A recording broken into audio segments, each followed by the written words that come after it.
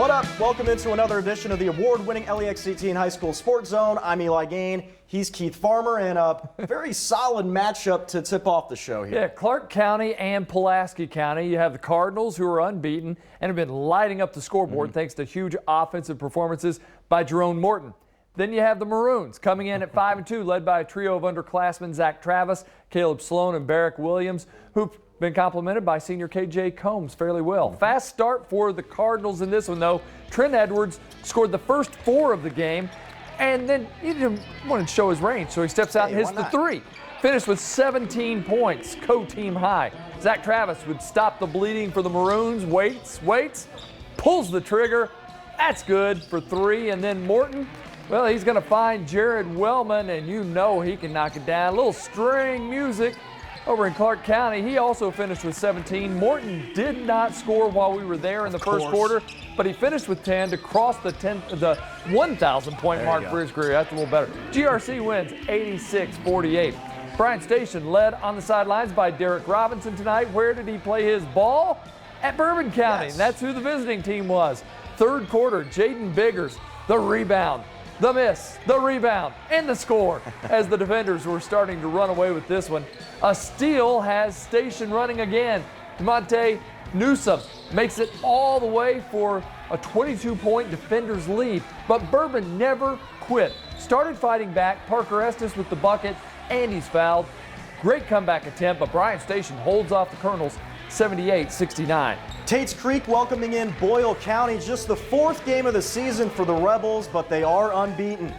And we're going to start with the doors. DeKevian Duong had a couple of threes in the first quarter. That one ties this game up. Rebels force the turnover, outlet. Yay! Luke Imfeld up to Owen Barnes. Lays it in. And then RJ Smith on the other end of the court gets the loose ball in the paint. Good awareness. Lays it in with ease. Now you got Jagger Gillis. He's used to firing touchdowns. Now he's firing assists. That's Imfeld. That's water from deep. Boyle County stays unbeaten, wins 86-75. West Jessamine taking on undefeated Harlan County. We're going to go to the end of the first. Drew Marshall, give it to me. Yes. Triple at the buzzer, and the Colts are up by 5. Second quarter, De'Awan Stepp misses originally, sticks with it, then gets it to drop in the paint. And then the range here from Brett Bush. This is going to rattle in. We had a tight finish at the end of this one, but it's Harlan County coming out on top by a final of 69, Noyce to 67. Madison Southern heading up to Harrison County to take on the Thoroughbreds, and Harrison on offense. James Sword, the no-look dish to Will Furnish, who's going to get the easy 2. The Eagles were all over the floor tonight. Here's sophomore Zach Hudson draining the wide-open 3. And then Clay Carpenter on the other end drives past one defender. He's going to go through a second Eagles defender, and that effort wouldn't be enough as the Thoroughbreds fall to the Eagles 78-47. Fleming County traveling over to Rowan County, and this one, well, got out of hand a little bit in a hurry. First play, Mason Moore dishes to Robert Todd for the easy 2. Next trip down court, this time Mason pulls up from the elbow and sinks it. Then it's Mason again as he gets the steal, splits the defenders, and then takes it to the other end, finds Nathan Goodpaster for the bucket. One more time. Who else? Mason Moore picks off the inbounds pass, lays it up for 2 more points. Moore goes for 31 points and 10 assists. Vikings win 96-61. On Tuesday, Brady Switzer joined the 1,000-point club for the Nicholas County Blue Jackets. Tonight, he and his squad have a tough test against Frankfort, who rolls into town. Switzer with the ball here. Kicks it out to Dalton Davenport for the 3, and he nails it. But the Panthers had an answer on the defensive end. Jordan Blythe gets the steal. He does miss it at the other end, but Nathaniel O'Brien says, "No worry, bro. I got your back," and puts it in.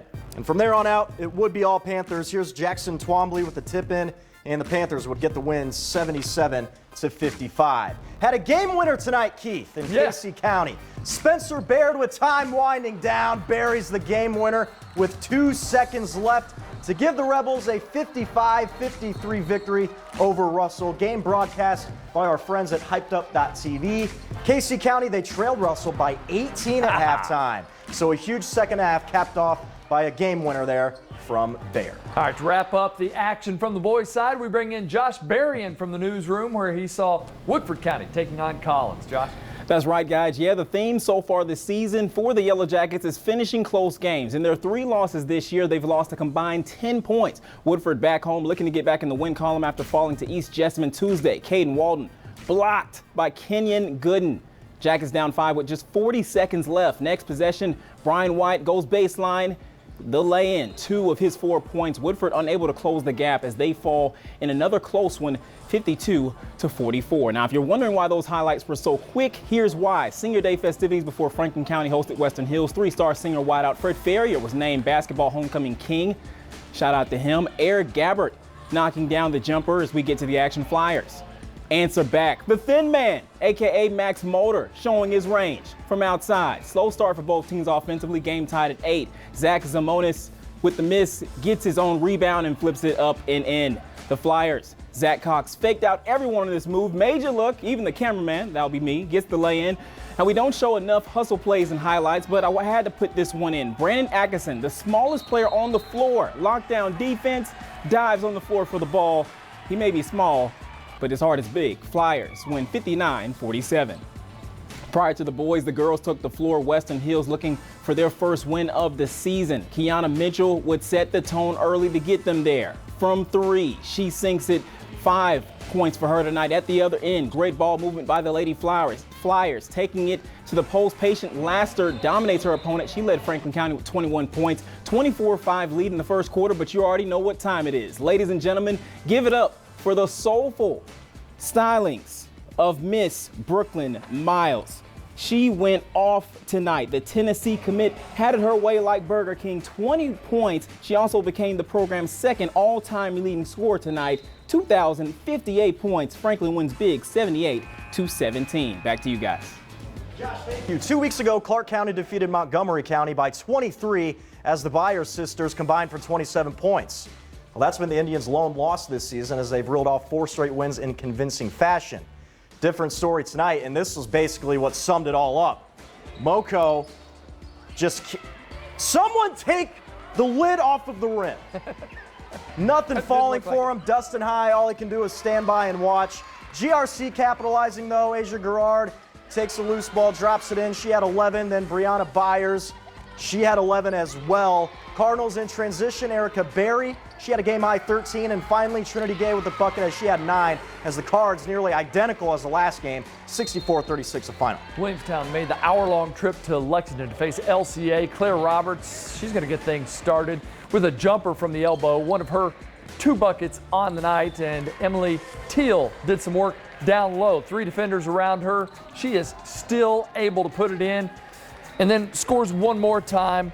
At the end of the night, it was Williamstown, though, that would come out on top, 34-28. All right, wrapping up things in Rowan County, it's the Vikings hosting the Panthers. First quarter, Micah Hinton backs down her woman in the post for the bucket.